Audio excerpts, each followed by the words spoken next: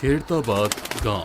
देख लिया कितनी शानदार कोठी है, और तुम यहाँ आने के लिए मना कर रही थी। मेरा मन था कि पहली होली मैं हवेली में सबके साथ सेलिब्रेट करूं, लेकिन तुम हो कि मुझे यहाँ लेकर आ गए।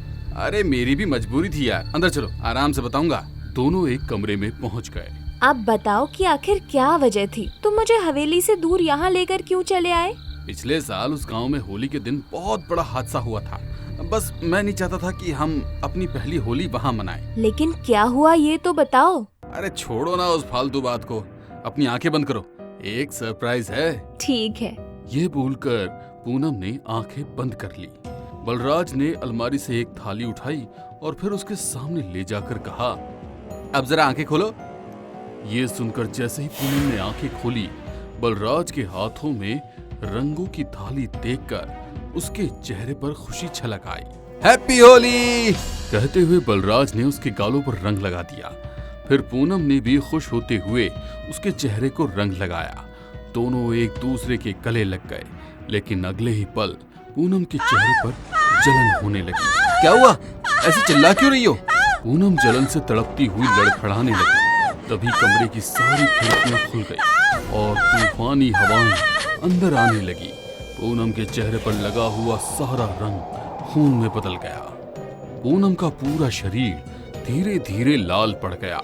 उसकी आंखें एकदम सफेद हो गई। बलराज की आंखें ये देखकर खौफ से फटी रह गई। वो कुछ समझ पाता इससे पहले ही पूनम ने भयानक आवाज करते हुए उसके ऊपर हमला बोल दिया। बलराज की लाश जमीन पर पड़ी थी।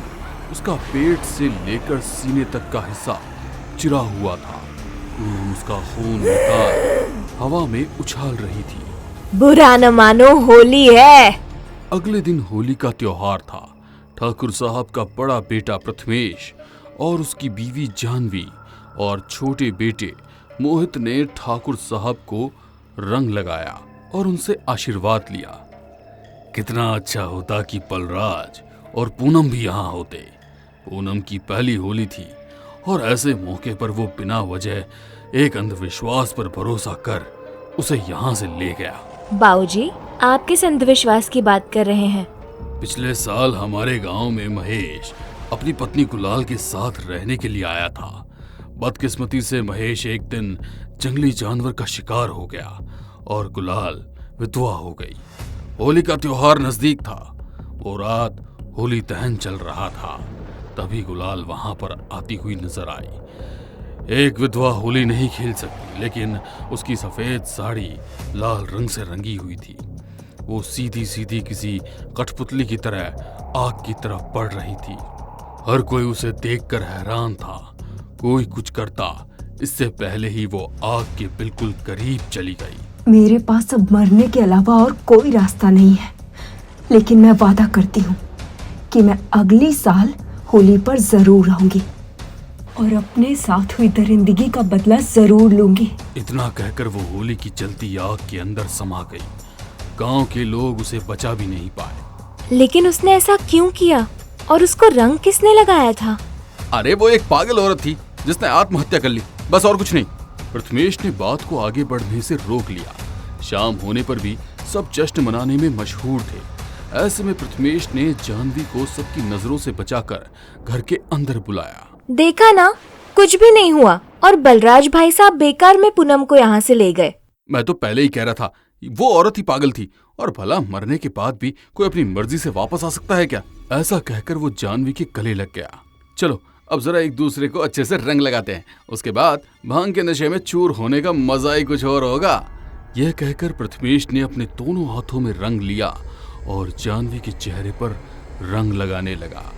देखते ही देखते वो रंग खून में बदल गया और जानवी के चेहरे पर उससे जलन होने लगी।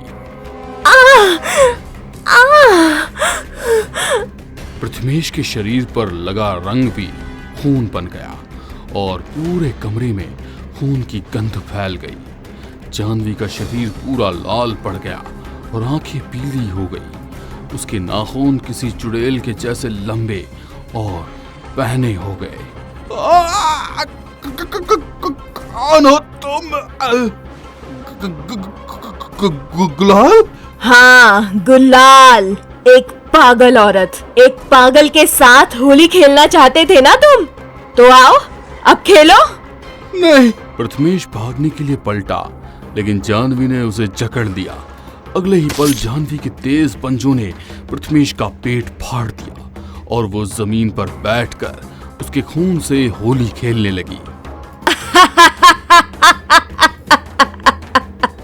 बाहर होली खेल रहे सभी लोग ये आवाज को सुनते ही शांत हो गए। सभी लोग घर की तरफ देखने लगे। अंदर से जानवी निकलकर बाहर आ रही थी। वो पूरी तरह खून से लथपथ थी। उसके एक हाथ में प्रथमेश का कटा हुआ सिर था। बुरा न मानो, होली है। ऐसा कहकर उसने सबके सामने प्रथमेश की कटी गर्दन फेंक दी और वो ठाकुर साहब के कदमों में आकर गिरी। तभी जानवी चिल्लाई और फिर उसके शरीर से गुलाल की आत्मा निकलकर सभी को नजर आने लगी। गुलाल ने मोहित की तरफ देखा और बोली, अपनी जुबान से बता कि होली दहन वाली रात मैंने आत्महत्या क्यों की थी, वरना तुझे भी खत्म कर दूंगी। ये सुनकर मोहित बेहद डर गया। ठाकुर साहब भी खौफ भरी नजरों से मोहित को ही देख रहे थे। बलराज और प्रथमेश भैया की गुलाल पर हमेशा गंदी नजर रहती थी। उन्होंने प्लान बनाया कि दहन वाली रात गुलाल को अपना बनाने के लिए सबसे अच्छा मौका मिलेगा। सभी गांव वाले नशे की हालत में होंगे और गुलाल की सुनने वाला कोई नहीं होगा। मैंने उन्हें बहुत समझाया, लेकिन उन्होंने उस रात खुद बहुत भांग पी रखी थी और मुझे भी जबरदस्ती पिलाई। फिर हम तीनों ही गुलाल के घर में घुस गए। आप तीनों यहाँ क्या कर रहे हैं? देख गुलाल, हम तेरे साथ होली खेलने के इरादे से यहाँ आए। तुझे रंग लगाए बिना हम नहीं जाएंगे।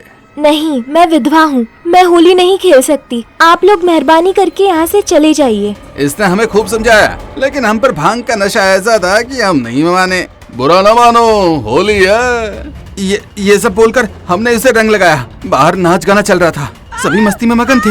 उसकी चीखों पर किसी ने ध्यान ही नहीं दिया। भांग के नशे में हम तीनों खुद पर काबू ही नहीं कर पाए और फिर हमने जब इन्होंने मुझे अपनी दरिंदगी का शिकार बना लिया तो मैं अंदर से टूट चुकी थी। मैंने खुद को खत्म करने का फैसला कर लिया था, इसलिए मैंने खुद को आग के हवाले कर दिया और तय किया कि अगली होली पर अपने गुनहगारों को सजा देने जरूर आऊंगी। ये सुनकर ठाकुर अपने घुटनों पर बैठ गया। ये 2 बेटों को खत्म कर दिया है, अब मोहित को कुछ मत करना। ये मेरी आखिरी औलाद है। नहीं, ऐसा नहीं हो सकता। मैं अपनी मर्जी से ऐसा नहीं करना चाहता था। मैं तो उन दोनों को भी रोक लेता, लेकिन उन्होंने मुझे जबरदस्ती भांग पिलाई थी, वरना मैं कभी तुम्हारे साथ ऐसा नहीं करता। दोनों को घुटनों पर बैठा देख गुलाल को उन पर रहम आ गया और उसकी आत्मा वहां से गायब हो गई। ठाकुर ने आंसू बहाते हुए मोहित को गले लगा लिया, लेकिन अब सभी गांव के लोग उन्हें घृणा की नजर से देख रहे थे। रात को ठाकुर ने देखा कि मोहित हड़बड़ी में अपना बैग पैक कर रहा था। क्या हुआ मोहित, तुम कहीं जाने की तैयारी कर रहे हो? मुझे यहाँ रहकर मंडा नहीं है। उस चुड़ैल का कोई भरोसा नहीं, वो वापस आ सकती है। अरे उसने तुझे माफ कर दिया है, क्योंकि तेरा इरादा वैसा कुछ करने का नहीं था। नहीं पापा, मैंने झूठ कहा था। असल में मैंने ही उन दोनों को भांग के साथ शराब पिलाई थी और गुलाब के घर भी मैं ही उन्हें लेकर गया था। ये सुनकर ठाकुर को उस पर गुस्सा आने लगा। तभी एक हंसी फिजा में गूंजी। अब तेरी बारी आ गई है होली खेलने की।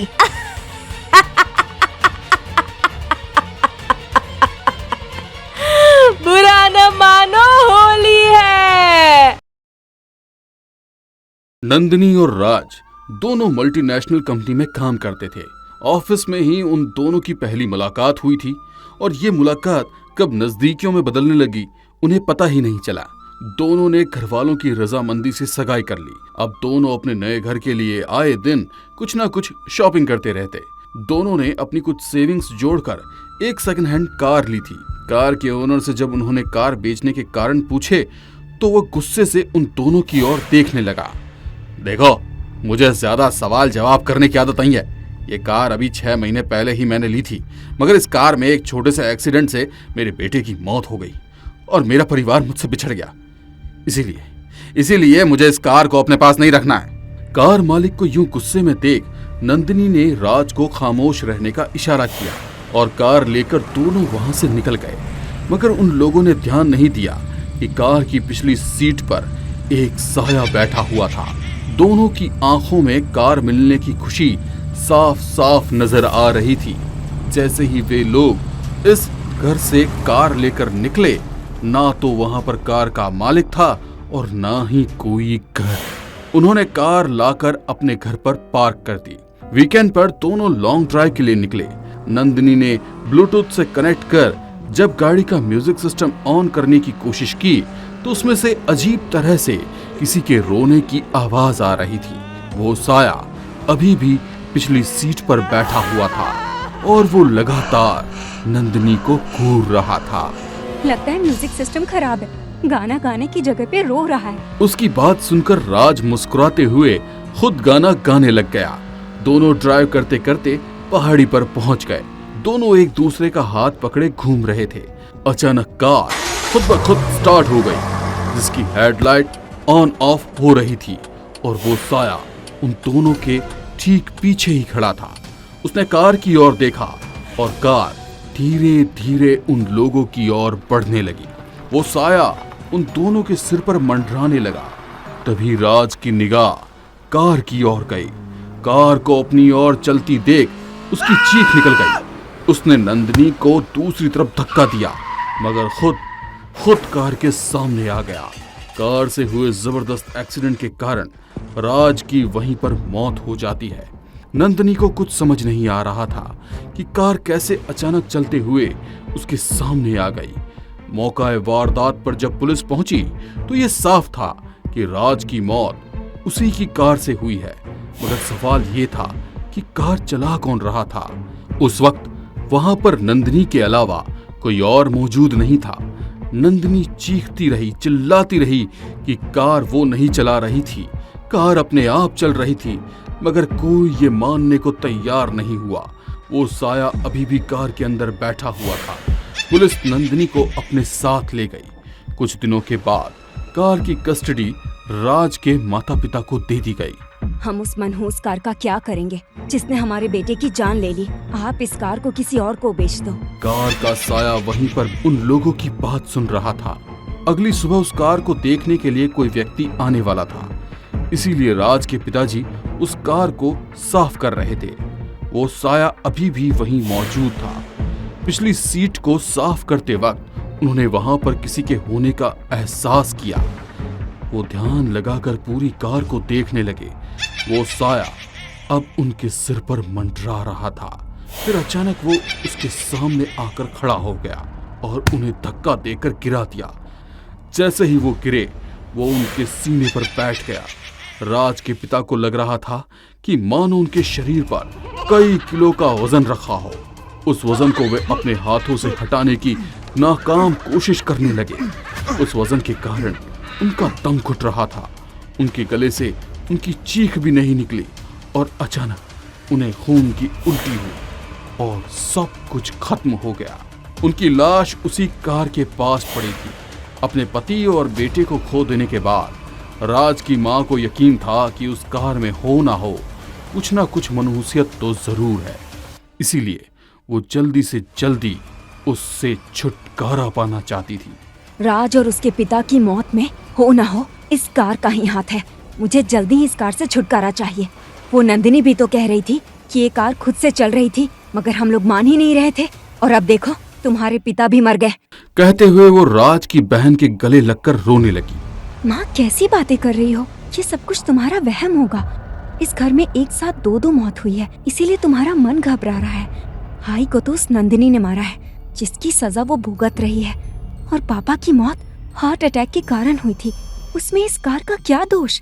तुम बेकार चिंता कर रही हो। सारी चिंता फिक्र छोड़कर आराम करो।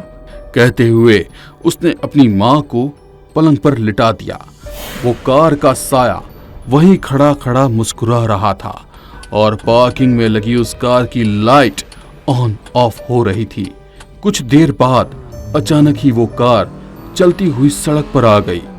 अंधेरी सड़क पर बिना ड्राइवर की कार चली जा रही थी। दो लड़कियां एक सुनसान लैंप पोस्ट के नीचे खड़ी लिफ्ट का इंतजार कर रही थी। कार को आते हुए देख उन दोनों ने कार को रुकने का इशारा किया।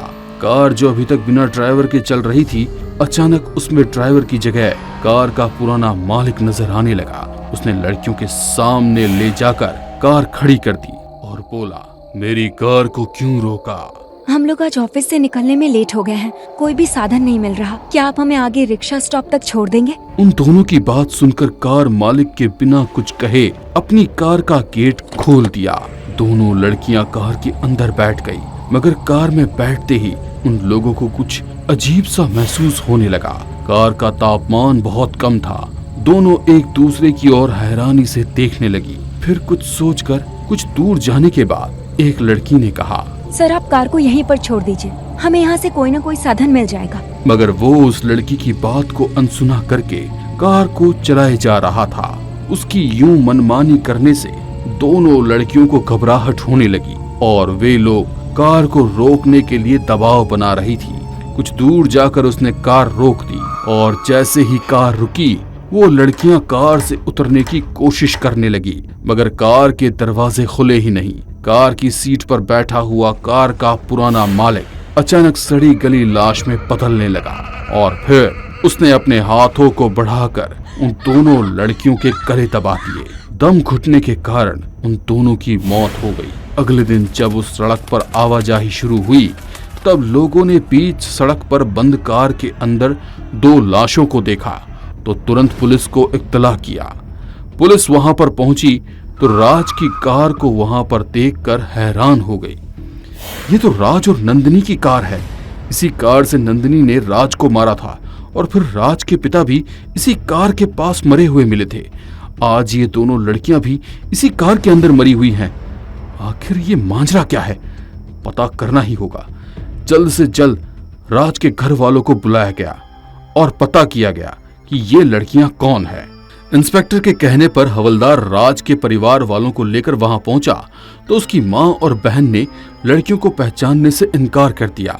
बहन को इस बात की हैरानी हुई कि ये कार तो उनके पार्किंग में पार्क थी, फिर यहाँ पर कैसे आई? सर ये कार तो हमारे घर के नीचे खड़ी थी, ये देखो इसकी चाबी मेरे पास है, यहाँ पर कैसे आई हमें कुछ नहीं पता। अब इंस्पेक्टर को भी ये सारी बातें बहुत अजीब लग रही थी। उसमें राज के घर के आसपास लगे हुए सीसीटीवी कैमरे और राज के घर से लेकर उस जगह तक जितनी भी जगह सीसीटीवी कैमरेज थे उन सब के अंदर कार की कैद हुई सारी जगह की फुटेज मंगवाई। जब पार्किंग का ही सीसीटीवी कैमरा चालू हुआ तो सब लोग हैरान हो गए, क्योंकि राज की बहन जब कार लॉक कर अपने घर गई थी उसके बाद कोई भी उस कार के आसपास नहीं आया और वो कार अपने आप चालू हो गई और वहां से निकल गई। और दूर दूर के सीसीटीवी कैमरास में भी जहां जहां भी वो कार कैमरे में नजर आई कोई भी ड्राइवर नजर नहीं आ रहा था। अब सबको यकीन हो गया था कि कार सच में एक हॉन्टेड कार है। नंदिनी सच बोल रही थी। इंस्पेक्टर ने उस कार को डिसमेंटल करने का आदेश दिया। कबाड़ घर में पहुंचकर उस कार के हर हिस्से को अलग अलग कर दिया गया, मगर जैसे ही रात हुई उस कार के एक एक हिस्से जुड़ने लगे और वो कार दोबारा सड़कों पर दौड़ रही थी। क्या आप में से किसी को सेकंड हैंड कार चाहिए? मेरी कार बिकाऊ है।